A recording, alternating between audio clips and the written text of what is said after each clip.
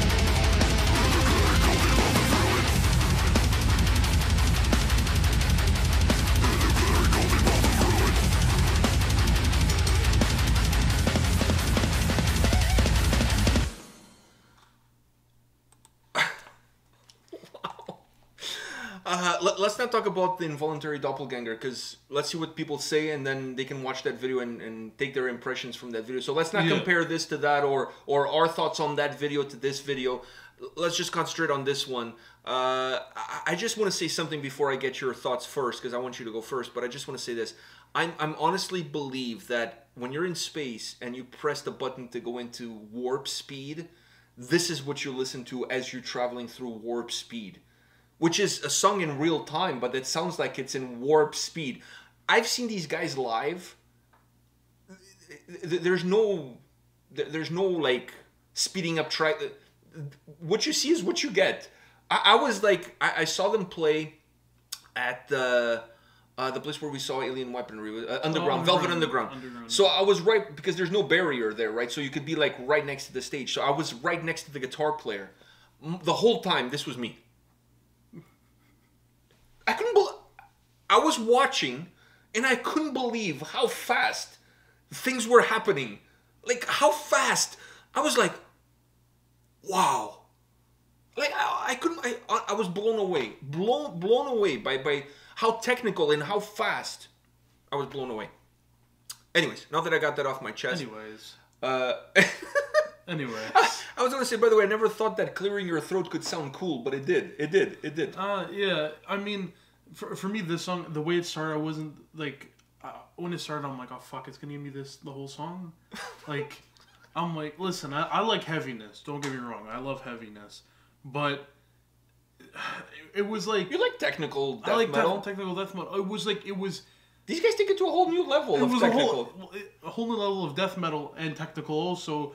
But I felt like the technical part was only like in that portion there that was like right after the start of the song. It was like a minute into the song, then more technical start to occur, more technical stuff start to happen, and that's what I love the song. I think the bass was killer. That sound in that 2 minutes, minute and a half, that it was full on technical death metal with the fast vocals and just the bass and everything. I think that's, for me, that was the best part of the song. I love that part of the song where it was fast vocals and the actual technical part started to override on the death metal part, and you really got to hear a lot of different things. You know, the bass came more into the forefront. You know, everything for me was going right. Then they brought it back to the same thing they did at the start, and I'm like, okay, please tell me you're gonna give me something a little bit, you know, kind of the same. Then it was heavy, but I could still... The technical stuff was still happening around, like, a little bit later. Not as much, but it was still there, and I was enjoying it a lot more. But I think the start and right after that part, it killed me a little bit there. So I wasn't able to fully, you know... appreciate it? Appreciate it. His vocals, there were some points I wasn't a fan. The fast parts during the technical part, I was a big fan of. Because I felt like it went really well with it. I don't know how he can sing that fast. I don't know how he can do it too. But the thing is, it went so well with everything that was happening. Because the technical, all the shit they were doing was going so fast, tapping and everything. And it felt like he was watching them and singing right as they would switch their hands. I'm not with you 100%. I think Archspire, they're not your prototypical technical death metal band. I think they're a technical death metal band on steroids. Yeah, definitely. So, if you're just more of a technical death metal guy, Archspire, because they bring a little bit of brutal death metal into their technical death metal, like I said, it's technical death metal on steroids. So I don't think they're necessarily everybody's cup of tea, but when you appreciate what they're doing at the speed in which they're doing, it's fucking unbelievable. Listen, hold on. I can tip my hat off at that one, though. Everybody knows about down picking on your guitar. I've never in my life seen a guy down pick on the drums. What the fuck was happening there? He was going off. It was like a dog scratching his belly. Like, it was fucking... Like, I've never seen that. Like, I'm not saying nobody does it. Me personally, I've never seen that.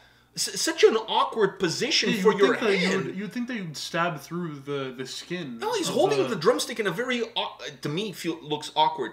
And then it looks like he's down picking, but not down picking on the guitar, down picking on the drum kit. Like, he's like going, like, doing this weird thing. And fast too. It's not like you know, whatever. You know, like Shakira, I'll hit it once in a while, whatever, my hips don't lie. No, like he's like fucking slamming it. You know, like You know, like you have to catch the school bus in the morning, so you're trying to get one off before you get on the bus. Like, so you're just, it's not about the momentum, it's all about the speed and just getting it done. That's exactly what was happening there. Like fuck, like I've never seen that before. I was like, I'm watching and I'm like, fuck. That's like the equivalent of like James Hetfield down picking on the guitar, but with the drums. Yeah. It was just like, fuck, that blew me away. So you got that. Then you have the guitar and that bass. When that bass jumps into the forefront, I really fuck. I love that. And that was during the part that I'm saying was. I kind of wish there was more of the bass in the forefront. Yeah. Overall, like have a moment in time where the bass jumps to the forefront, but keep the bass a little bit more noticeable throughout the whole track. I think it would make the song feel to have even more of an umph, and I think that would win you over for sure. Yeah, definitely. That would win you over for sure. Also, in that portion I was talking about, the guitar got very not classic heavy metal. I'm talking about classical type thing. It sounded very classical with the building up and building back down and building back up, and I really enjoyed that. Where if it was classical, but it was pretty heavy. On top of it with everything that was already yeah. And the vocals, to me, the ability to stay on par with the momentum that the song has, I don't think I could say two words. Like I would just make noises the whole time. I can't put a sentence together that fast. Like fuck, He's a speed reader, dude, and it's just unreal. The pace that he keeps with the song, that's why I said, like, I don't even mind those burps at the end there, because, like...